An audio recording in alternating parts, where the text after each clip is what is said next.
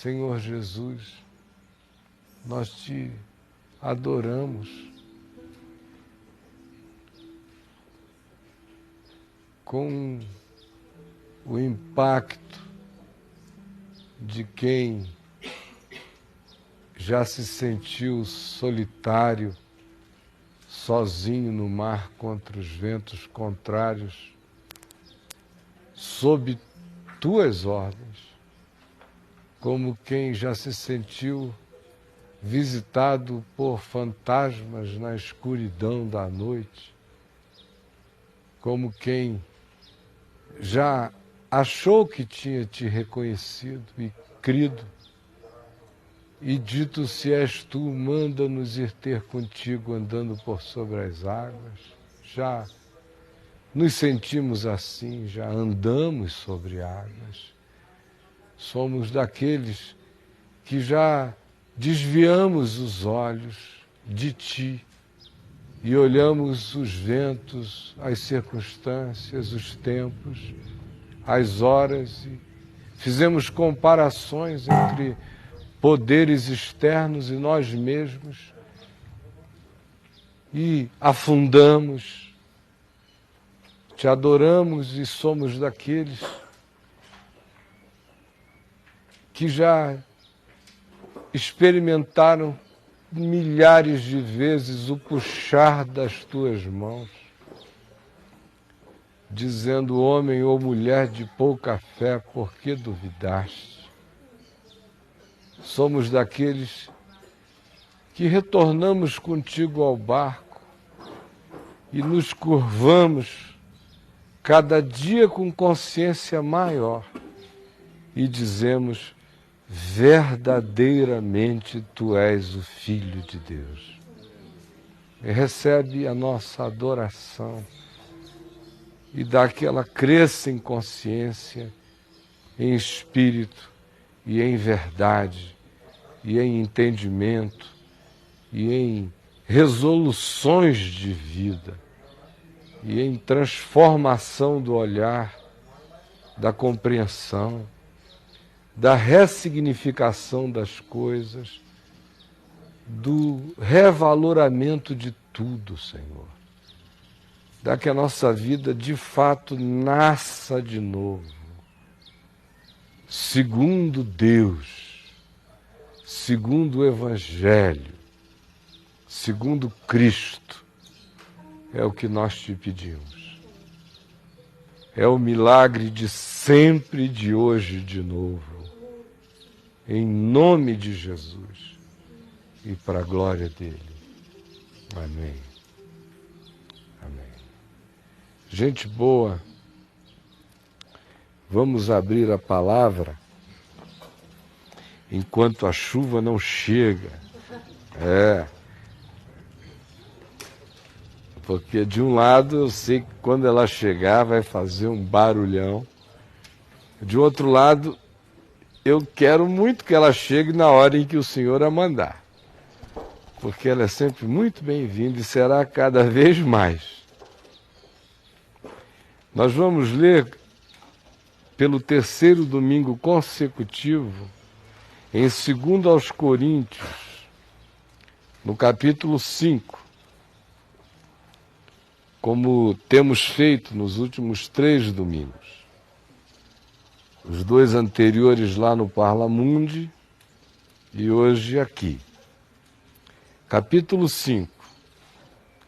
E vocês têm observado que eu estou despreocupado da meticulosidade organizacional de qualquer coisa. Eu estou falando com vocês sobre o espírito do que está dito por Paulo. Comecei da primeira vez falando de uma arquitetura maior. No domingo passado eu foquei extremamente mais no capítulo 4, versos de 16 a 18. Embora nós tenhamos já lido até bem mais adiante aqui o texto todo. Já chegamos a ler até o capítulo 6, verso 3. Hoje, eu quero convidar vocês, queridos irmãos, a que leiamos no capítulo 5, do verso 1 até ao verso 10. Segundo aos Coríntios, capítulo 5, de 1 a 10. Sabemos que se a nossa casa terrestre deste tabernáculo, isto é, este corpo, se desfizer, e ele está se desfazendo, e Paulo está se referindo ao esfacelamento daquilo que ele chama de corpo de morte, que é esse casulo dimensional que vocês percebem aqui em expressão diante dos cérebros e dos globos oculares de vocês, é mais do que isto. E Paulo diz, sabemos que nós somos mais do que isto. Sabemos que se e quando esta casa terrestre deste tabernáculo se desfizer, temos da parte de Deus, neste dia, nesta hora, neste instante, pronta já, um edifício. É a comparação de uma tenda com um palácio extraordinário, para usar metáforas empobrecedoras do espaço-tempo, que nunca servem para retratar o irretratável, o inexpressável. Mas sabemos que se a nossa casa terrestre deste tabernáculo se desfizer, temos da parte de Deus um edifício, casa não feita por homens, não de carne, não de sangue, não de DNA, eterna, não é corruptível, não é mortal, é celestial. Isso nós sabemos, amém? Nós cremos nisso mesmo? Está uma página virada na consciência da gente, é ou não é? Às vezes é intelectualmente, mas não do ponto de vista da apropriação da fé. Intelectualmente, sim, mas da apropriação da fé, nem sempre. Infelizmente, às vezes, eu diria quase nunca. Por quê? Porque uma coisa é dizer com o intelecto aquilo que você ouviu e de alguma maneira consentiu, assentiu. Outra coisa é chamar para a experiência da vida aquilo como fato pacificador e realizador do ser. São duas coisas completamente opostas. Ontem a Adriana e eu assistimos quase 2 vezes, ou talvez até 2 vezes, porque vai, vem, o filme Chico Xavier. E que é uma coisa assim, que você tem que separar a pessoinha dele da doutrina espírita, de um lado, de outro lado, as doenças psicológicas dele tão óbvias e tão piedosas, e deixar de lado, porque todos nós temos os nossos próprios achaques de ser, e de um outro lado perceber como havia uma paranormalidade extraordinária presente nele, antes de haver qualquer coisa do ponto de vista espiritual, uma paranormalidade que a parapsicologia trabalha ela com uma tranquilidade enorme. Tem bilhões de aspectos hoje mensuráveis até por aparelhos eletrônicos. E de um outro lado, ninguém invoca mortos sem fazer contato, meu irmão. Não chamando o bicho já vem atrás, ainda vai chamando. Aí ele vem, só que não é o morto, é aquele que mata que vem. Só que Deus é tão misericordioso que Deus mesmo separa o ignorante que invoca do manipulador que usa. Do diabo que tenta manipular o coitadinho do homem. Ele passa por cima. De modo que o espiritismo continua a estar enganado, o Chico Xavier continua a ser um homem bondoso, cheio de doenças e traumas de alma, que inegavelmente, pela repressão de várias dimensões, desenvolveu uma paranormalidade, que, caída de paraquedas no ambiente ultra-religioso e repressivo da Igreja Católica Mineira, encontrando o indivíduo com pulsões de natureza sexual não heterossexuais, afogou num poço de repressão, a mãe dele morre, o pai dele é um desconhecido, a madrasta é uma opressora, enfim, todos os ingredientes para se produzir o pior dos cenários, um poltergeist. O que se produziu pela piedade do garoto foi aquilo ali. Depois entra-se no processo da industrialização do fenômeno. Aí já é outra história.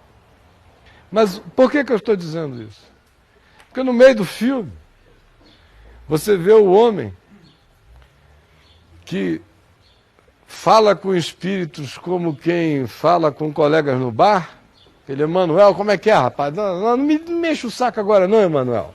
Para com isso, cara. Ah, agora é você. E dá umas desmunhecadas pro Emanuel. Tal, ô Emanuel.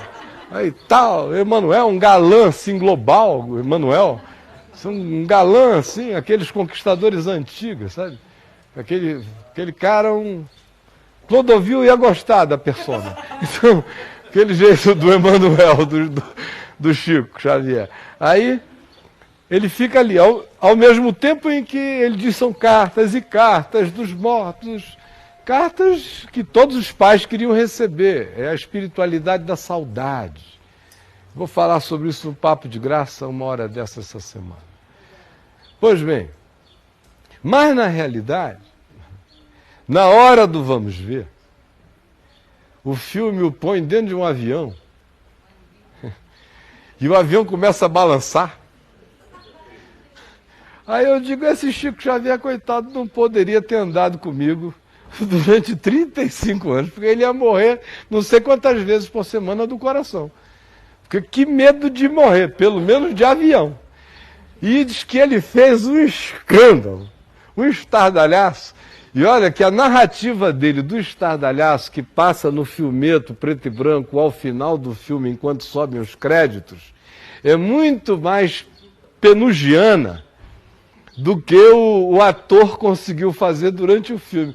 Ele descrevendo o acontecido lá na TV Tupi, em preto e branco ainda, mas ele solta a franga. Ele estava lá e quando começou eu gritava, e eu gritava, Virgem Nossa Senhora, vai me ver, nós vamos morrer.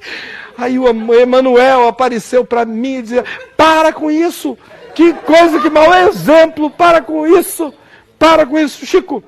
Aí ele, para com isso nada! E ele contando lá aquele negócio, e eu pensando em Paulo dizendo, sabemos. Olha a diferença entre espiritismo e conhecimento de Deus no espírito. Um dizendo que vê espíritos o dia inteiro. O outro não via espírito nenhum. Espírito, se aparecesse, era para sair. Era um assombrador de assombrações. Não tinha nenhuma carta dos mortos para ninguém, só tinha cartas vivas.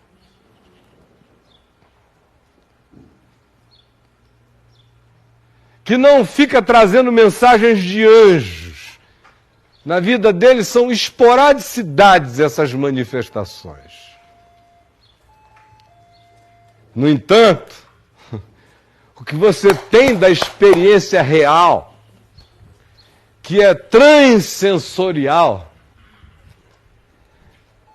que não é fenomenológica, que é absolutamente misteriosa, milagrosa e espiritual e indecifrável, que faz Jesus continuar a dizer a mesma coisa, que ecoará até o fim dos tempos, aos que tentam entender sem se render. Tu és mestre em Israel e não compreendes estas coisas.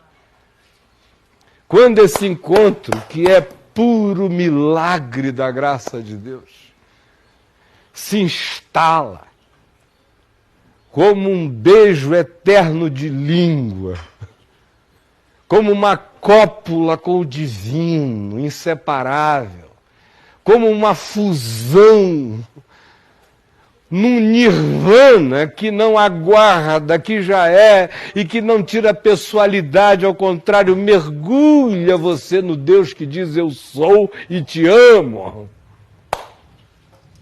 Conforme Jesus diz, aquele que me ama será amado por meu Pai, e eu também o amarei, e nós viremos para ele, faremos nele morada, e eu me manifestarei a ele. Quando isso acontece, instala-se essa certeza. Sabemos, minha gente. Sabemos que estamos, mas que transcendemos a este estar. Sabemos que se este tabernáculo terrestre deste corpo se desfizer, nós temos, da parte de Deus, um edifício eterno, não erigido por mãos humanas, eterno nos céus. Isso nós sabemos. E quem de fato creu, não como quem acreditou numa crença, mas quem creu segundo o Evangelho, creu e mergulhou, saltou apenas para descobrir que todos os impossíveis dos homens eram possíveis em Deus. Esse sabe. E não duvido. Amém? Agora, não é sobre isso que eu quero falar. Isso é antes da chuva chegar. O que eu quero falar é o que segue. E por isso, por causa dessa compreensão, desse entendimento, quem sabe disso, vive como segue. Pratica coerentemente conforme o compreendido, crido, discernido e abraçado.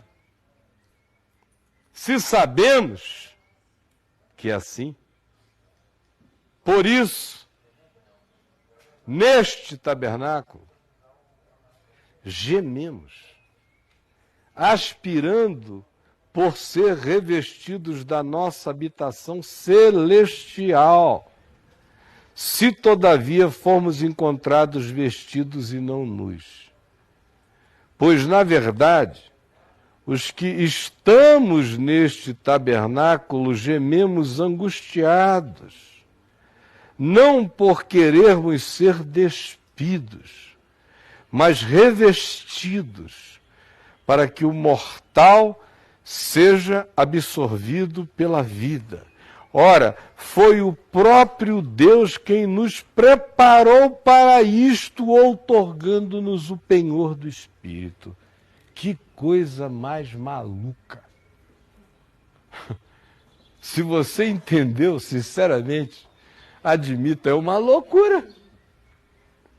Olha só o tensionamento existencial, psicológico, emocional. Olha só a esquina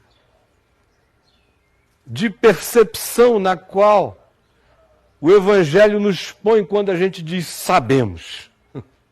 Que é assim, que eu transcendo ao tabernáculo, que eu sou o ser da construção eterna. Como resultado coerente desse discernimento, por isso, Paulo diz, neste corpo, neste tabernáculo, nesta dimensão, neste tempo, enquanto tenho já essa consciência eterna mas ainda estou habitando o casulo, o corpo de morte, o tempo e o espaço, o tabernáculo que pode ser suscetível às chuvas, aos temporais, aos ventos, às subtezas, mas que sabemos que isso tudo aqui é passageiro. No meu caso, se eu atravessar a rua, tem uma casa que não é para comparar com a outra, que faz todas as casas e abrigos deste mundo se tornarem pueris. Quem diz isso e sabe disto, ao mesmo tempo, Paulo diz, geme enquanto vive aqui. Há uma dor para esse saber. Há uma dor nesse saber. Há uma certa dor nesse compreender, nesse discernir, minha gente. Não é sem dor que a gente discerne a multiplicidade das dimensões. Não é sem dor. Não é sem dor que a gente verifica, descobre, aprende, internaliza que o que é visível está absolutamente distante do que é. E não lhe guarda correspondência. Há mudanças absolutamente alteradoras na consciência da gente quando, de fato, nós cremos e praticamos o olhar, e ele vai se tornando natural e espontâneo, que se torna uma maneira de interpretar tudo e que acaba nos colocando naquele lugar de aparente radicalidade de Jesus, ou radicalismo dele, para alguns, que diz que aquilo que é elevado diante dos homens é abominação diante de Deus. Tem uma dor nessa experiência, na constatação da fugacidade, da vaidade, da banalidade, da idiotice, da transitoriedade, do passageiro. Tem um gemido nisso. Há uma solidão nessa percepção. O mundo é muito pequeno quando você tem esse olhar. Você encontra poucos colóquios. Você encontra interlocutores raros. Porque a maioria, mesmo entre os que dizem nós sabemos, não querem falar do assunto e isolam, que é para não dar azar. Os que dizem venham para Jesus e venha como está, receba Jesus e você será salvo, não querem falar do assunto. Os que dizem sabemos, não creem. Imagina quem diz não sei, não creio, tem ódio de quem pensa que sabe, não quero nem ouvir falar. Esse aí, coitado, está debaixo daquela fobia da morte, um desespero horroroso. Mas, mesmo quando você é penetrado pela realidade da glória de Deus, e você sabe que o transitório vai ser abandonado e você vai herdar o intransitório, o permanente, o eterno, nos céus, ainda assim, o ter que existir neste mundo, carregando essa compreensão, gera gemidos, produz dores. Há dores de ver as pessoas se matando por absolutamente nada.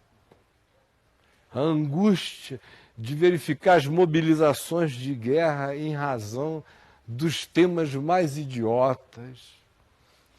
A famigeração humana e o desejo de morte e suicida do ser humano que vai ficando cada vez mais explícito ante os seus olhos.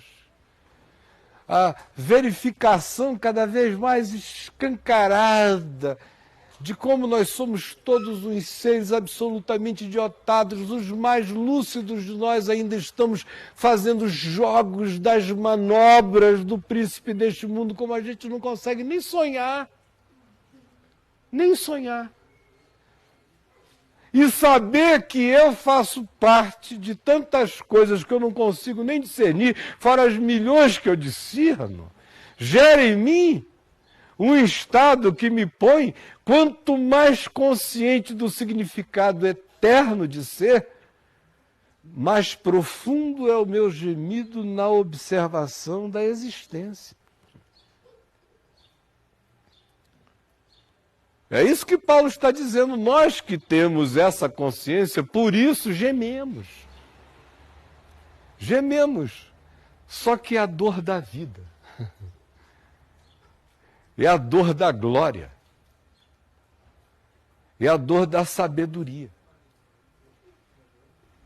É a dor do olhar que lamenta que o absolutamente óbvio não seja percebido e que a escolha seja sempre pelo fluxo da morte.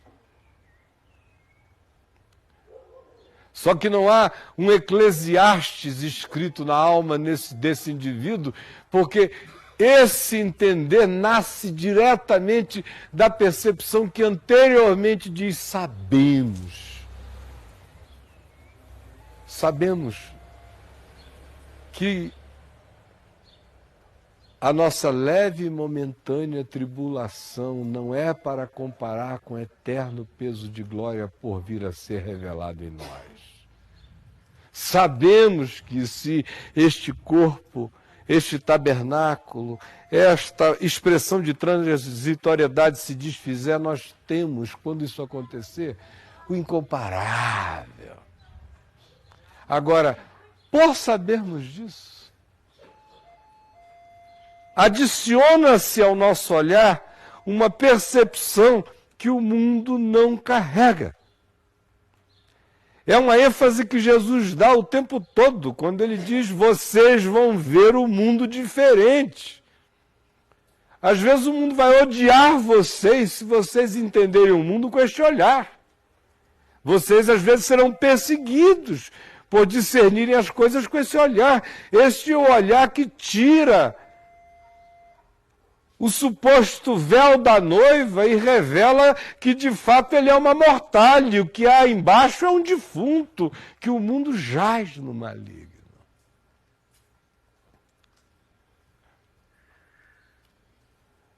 Quando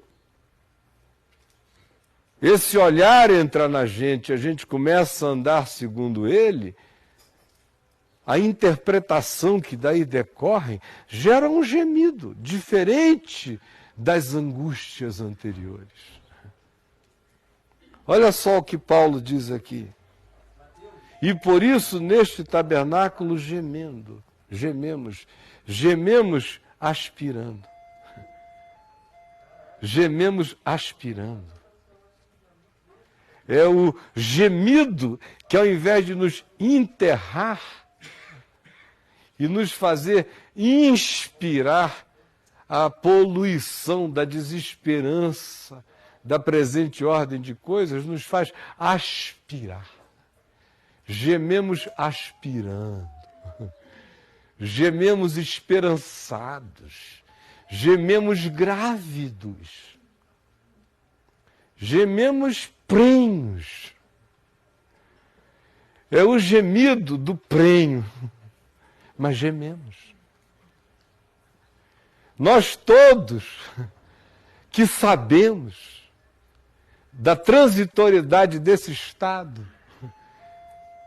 temos que aprender a discernir os gemidos das aspirações, que não podem morrer dentro de nós jamais. É o que nos mantém vivos nessa esperança e mantém essa esperança viva em nós. Fechando esse ciclo. Eu sei, e porque eu sei, eu gemo aspirando. Gemo aspirando. Eu sou remetido pelas angústias desesperançadas deste mundo para a consciência do Evangelho. A consciência do Evangelho me catapulta para a internalização profunda que diz, sei, eu tenho tal gnosis. Paulo diria, eu sei.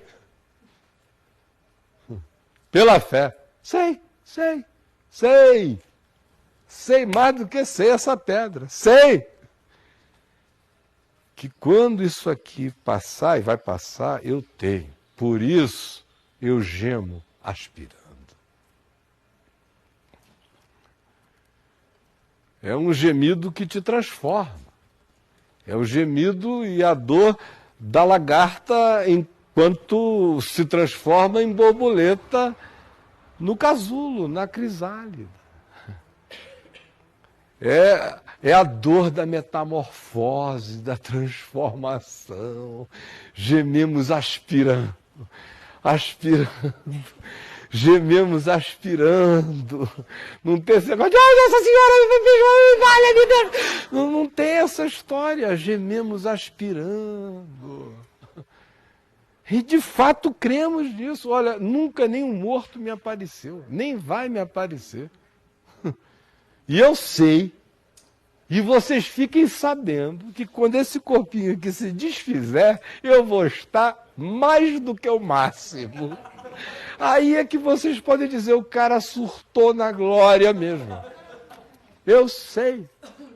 Agora, saber disso liberta você do resto, meu irmão. Vai quebrando o laço para tudo que é lado. Por isso, também, se instala em você um discernimento, que gera um gemer, uma inconformação esperançosa. Uma denúncia cuja causticidade é molhada com a água da vida.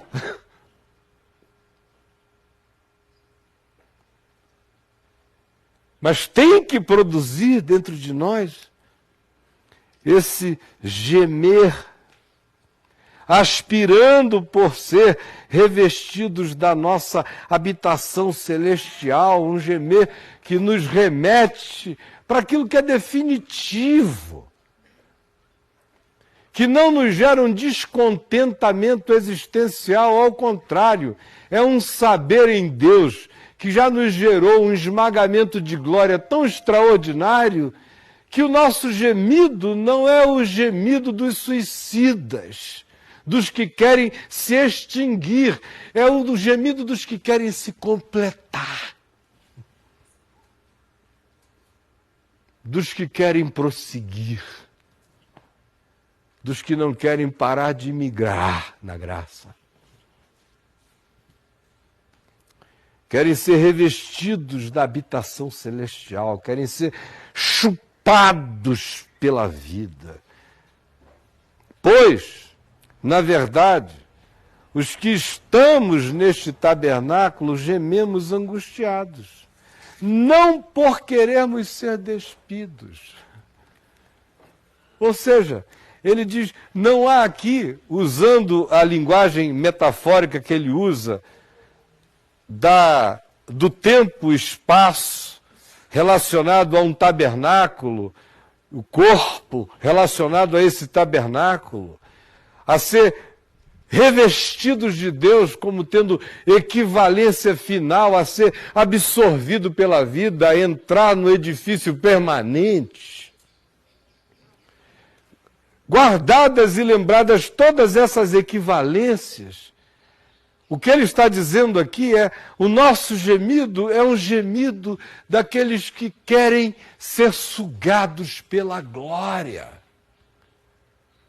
Não é a angústia dos que querem ser despidos. Não é a angústia de quem quer se matar. Não é a angústia de quem diz assim, eu não aguento mais existir, quero largar essa vida. É isso que Paulo está dizendo aqui, que Kierkegaard veio a dizer com outras palavras muito tempo depois, e Paulo, na gênese das coisas. A diferença dessa angústia. Quando eu sei, não há como eu saber as coisas que eu sei e olhar para a palhaçada e para a idiotice desse mundo e não gemer aspirando ser absorvido pelo que é permanente. Não há como. Ao mesmo tempo em que isso não significa nenhum desejo de morte. Não significa desejo, angústia de ser despido.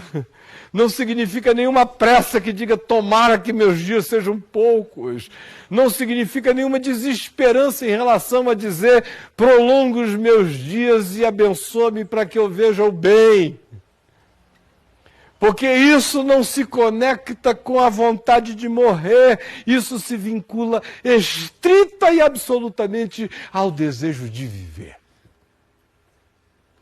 É a angústia do viver maior, melhor, mais profundo. Largando cada vez mais as coisas que não são permanentes e andando na direção das que permanecem. Valorando cada vez mais as que se não veem, sabendo da relatividade das que se veem, as que se veem são temporais, as que se não veem são eternas. Levando e conduzindo a existência cada vez mais para a dimensão da percepção aonde as coisas permanentes estão e o único ambiente onde elas podem se instalar na presente ordem de coisas é exatamente meu ser, meu interior, meu coração.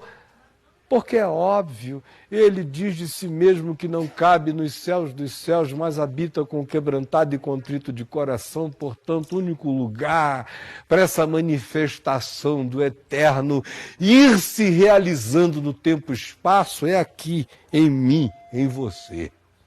Quebrantados e contritos com a eternidade nos habitando, esse templo que cresce para dentro, que somos nós, é muito maior para o lado de dentro do que todos os universos que nos cercam para o lado de fora.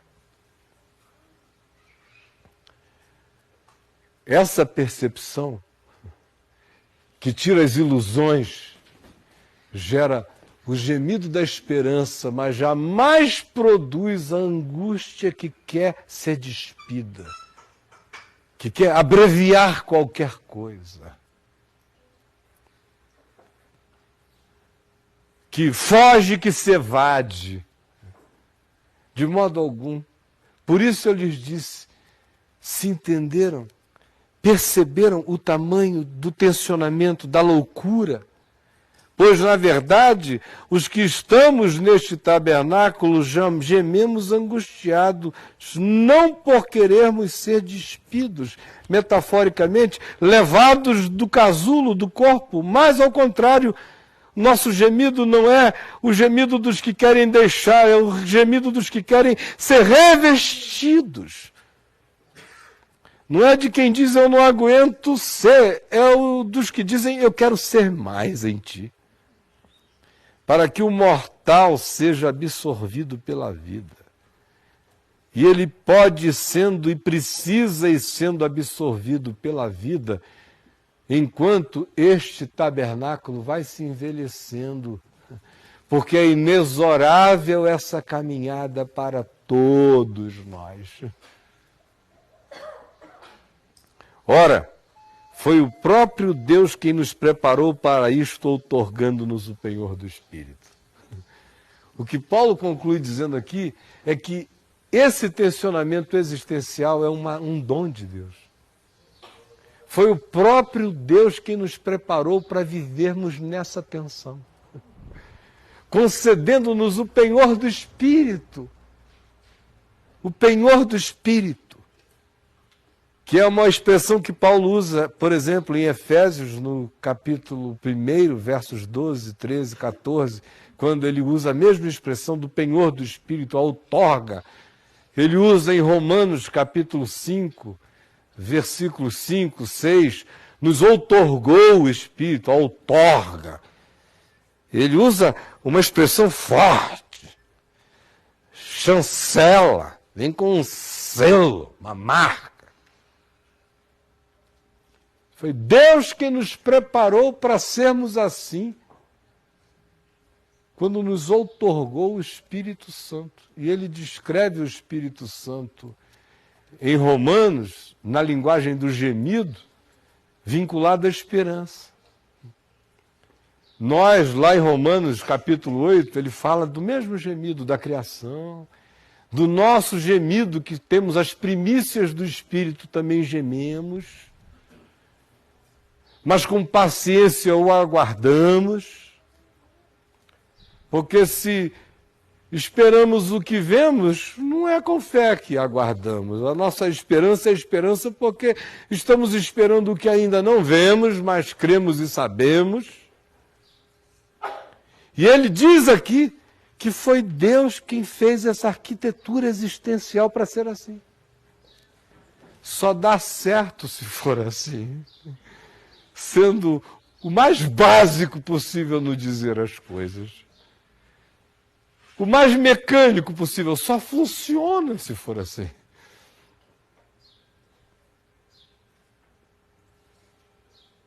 É assim, só dá para ser se for assim. Só dá para ser com saúde crescente, em meio à ambivalência de quem nós somos e à ambiguidade do nosso próprio ser, e de toda a multiplicidade do que nos cerca, de modo que a gente, na melhor virtude, anda ainda tangendo males. O tempo todo, nós estamos vinculados a tudo. Qualquer movimento que eu faça tangencia outras coisas, está tudo vinculado. No entanto, eu sei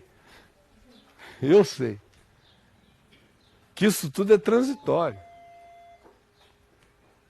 E que quando você anda em amor, na graça de Deus, a vereda vai ficando cada vez mais livre de que o seu caminhar vá carregando contribuições à desordem que está instalada.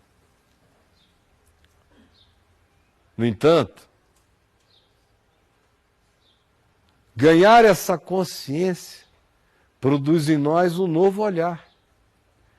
E esse novo olhar inverte valores e percepções de tudo ante as nossas consciências. E por causa disso, instala-se em nós o gemer esperançoso, que não é o gemido dos que desistem, nem os gemidos dos que dizem, eu quero deixar esta existência. É o gemido dos que dizem, ora, vem, Senhor Jesus. Não é porque querem ser despidos, é porque querem ser revestidos. Não é porque eles querem ser vadia, é porque eles querem que o reino venha.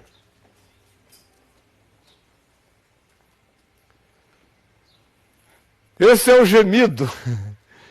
É pura esperança. E essa é a ambiguidade tensional dentro da qual a gente é colocado para poder viver o melhor de Deus no tempo presente. Porque se a nossa esperança em Cristo se reduz apenas a este tabernáculo, a esta vida, a este momento, ao tempo e espaço, o próprio Paulo já tinha dito, nós somos os mais infelizes de todos os homens. Para que eu e você possamos ir nos tornando seres inabaláveis na graça de Deus, é preciso que a gente saiba por certo. Não como um quebra-galho, quem sabe, numa hora final, mas a gente sabe, porque a gente já passou da morte para a vida, porque a gente já é da eternidade, a gente sabe. Sabe que enquanto estivermos neste corpo,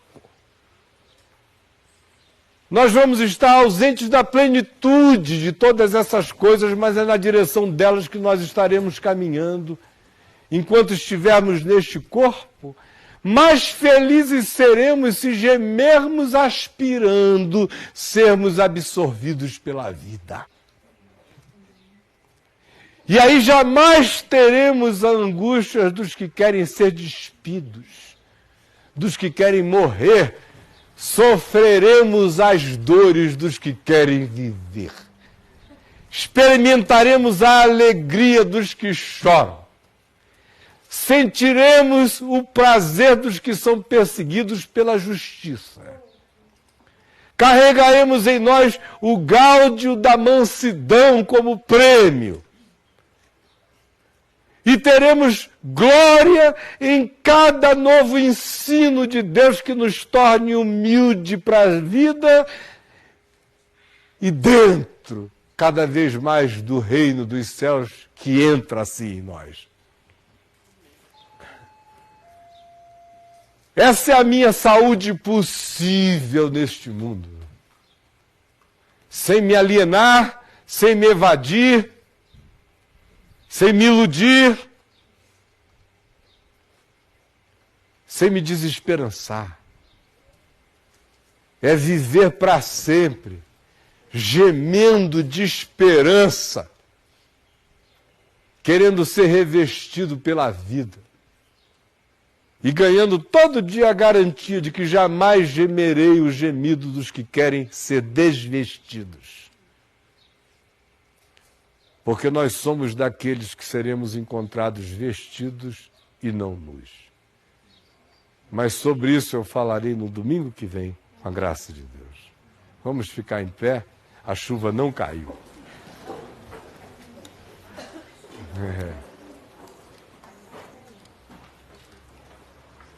Que bom. Bom ver todos vocês aqui, queridos irmãos e amigos amados, cada um de vocês. Que Deus nos abençoe. Se você desejar, dê um abraço, um cumprimento em quem está na frente, atrás, rapidinho. Um abraço carinhoso, um carinho fraterno. Maravilha, que beleza. Reunião, minha mulher, amanhã, segunda-feira, reunião. Então, mulheres aqui, mulheres ali, mulheres além, que desejem.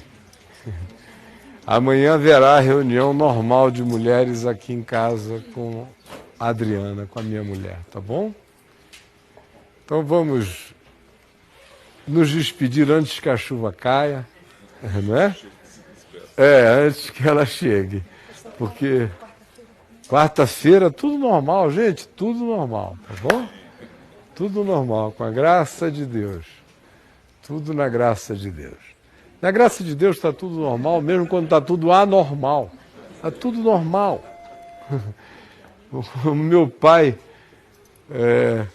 um pouco antes de morrer, ele com aquele tubo aqui, e lúcido, sem poder fazer nada, né?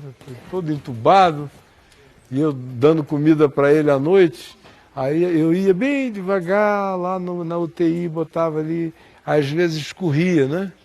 Por aqui assim, aí quando escorria, eu sei como ele sempre foi meticuloso, todo cuidadoso com ele mesmo, aí ô paizinho, desculpa aí. E assim mesmo, meu filho. É assim mesmo, meu filho. Você me disse mais do que a República de Platão. É assim mesmo, meu filho. É assim. Fica tranquilo que é assim mesmo, está tudo normal. Com uma cânula no pescoço, é assim mesmo. Baba para cá, para lá. Agora, sem cânula, com a mão útil, a gente enxuga. Não dá para enxugar, é assim mesmo. Porque nós sabemos que tem uma coisa além disso aqui mesmo. Tem um assim mesmo além de tudo. Então, mano, sempre será assim mesmo. E sempre assim mesmo diremos: onde está, ó morte, a tua vitória? Onde está, ó morte, o teu aguilhão? O aguilhão da morte era o pecado. Para quem está em Cristo. Quem não está é o pecado. A força do pecado é a lei. Para quem está em Cristo, era a lei. Porque o fim da lei é Cristo, para a justiça de todo aquele que crê. Em nome de Jesus. Aí você para de dar grito em avião. Ai, meu Deus, maravilha! E também não fica com essa história de que vejo o Espírito. Você simplesmente sabe que você é filho do Pai dos Espíritos e que você tem um tabernáculo, um edifício para além do tabernáculo, e você sabe, e acabou. Acabou. E acabou. E não preciso de carta de filho nenhum que foi. Eu sei que estão bem. Chega que meu filho Lucas e me mandar uma carta daquelas. Pelo amor de Deus, aquilo é contraproducente. Fazer um cara que diz que entrou na eternidade e mandar uma carta. Olha, tá aqui, tá mais ou menos, ó. Encontrei o vô. É um negócio que eu digo, meu Deus. Esse céu é uma celnilidade. É um céu nil. É porque é uma coisa senil mesmo. Totalmente idiotada. Diferentemente dessa graça que diz, entrará e sairá e achará pastagem. Acabou, passou da morte para a vida. Essa é a segurança. Essa é a paz, minha gente. Esse é o tesouro que habita esse vasinho de barro. E o que decorre disso aí, não tem dinheiro no mundo que possa comprar, disse Pedro a Simão, lá em Samaria. Guarda contigo o teu dinheiro, isso é um dom do Espírito. Vem com temor e com tremor, que é o que Paulo diz mais adiante. Sabendo disso, ele diz, eu me encho de temor e de tremor. Vem com temor e com tremor, que é tudo teu. Agora, não barganha não, porque você não levará nada. Ou é de graça, ou você não toma. A minha vida, disse Jesus, ninguém a tira de mim. Pelo contrário, eu espontaneamente a dou. Ele disse isso em relação à cruz e disse isso em relação a qualquer coisa. Eu tenho autoridade para entregar e para reaver. Ela é minha. Está pensando que você fica dono do quê? Permanecer em mim e eu permanecerei em vós. Eu só o amo porque ele me amou primeiro. Mas o amor dele, que me amou primeiro, se provocou amor por mim em relação a ele, que esse amor me faça ter prazer no seu mandamento, que não é nada além de amor. Então quem diz que não gosta disso, não gostou de nada, porque Deus é amor. Gente, mais óbvio do que isso, pelo amor de Deus. Essa é a fórmula que o Einstein não encontrou, da unificação de todas as coisas. Deus é amor. No fim, por qualquer que seja o vetor, é aí que você vai chegar. E a Escritura diz que naquele dia até o ímpio vai se contentar com o vaticínio, discernindo que Deus é amor. Pai, ajuda-nos a de fato passarmos da morte para a vida. Não nas doutrinas do protestantismo ou do cristianismo, mas no nosso ser, na nossa existência, no nosso modo de ver, de interpretar, de compreender, de pagar, de avaliar, de ver o que tem valor, o que não tem valor, o que é e o que não é. Permite-nos, Senhor, que de fato saibamos, não com o intelecto, porque com o intelecto não realiza a pacificação do espírito, que só se contenta no descanso e no refúgio da fé. E o intelecto quer palpabilidades, a fé se satisfaz com a palavra. Por favor, dá que pela palavra e pela fé e pela experiência do teu amor crescente em nós, a cada dia mais saibamos. E quanto mais saibamos, mais gemamos de esperança, que é o que gera o viver mais produtivo neste mundo e que não desiste nunca, embora saiba que aquilo que se vive aqui é passageiro, mas a esperança que nos garante a eternidade é a mesma que nos dá resistência e a alegria de ser, para vivermos hoje sem ilusões nenhuma em relação ao agora. Que libertação nos traz no tempo a compreensão e a experiência da eternidade. Que liberdade de olhar, de viver, de dizer, de ser. Por favor, estabelece essa segurança em nós. Tira de nós não apenas o medo de morrer, mas o medo de viver. Dá-nos a alegria de viver. E põe em nós esse paradoxo da angústia da esperança. Esse gemido esperançoso que nos torna indestrutíveis na nossa mortalidade, porque nós já vamos sendo absorvidos pelo que é imortal, porque o nosso desejo de dia em dia é sermos absorvidos pela vida. Coloque essa ambição espiritual em cada um de nós, para que o Evangelho não seja vão na nossa vida e a nossa existência não seja uma bobagem. É o que eu te peço. Por mim, pelos meus irmãos todos aqui, em todos os lugares aonde a tua palavra esteja chegando. Desde agora e para sempre. Em nome de Jesus. Amém e amém.